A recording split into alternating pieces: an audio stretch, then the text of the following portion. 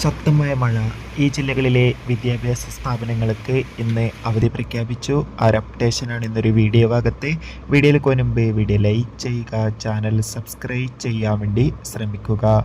സംസ്ഥാനത്ത് വരും ദിവസങ്ങളിൽ ശക്തമായ മഴയ്ക്ക് സാധ്യത ഉണ്ടാകുമെന്ന് കാലാവസ്ഥാ നിരീക്ഷണ കേന്ദ്രം അറിയിച്ചിട്ടുണ്ട്.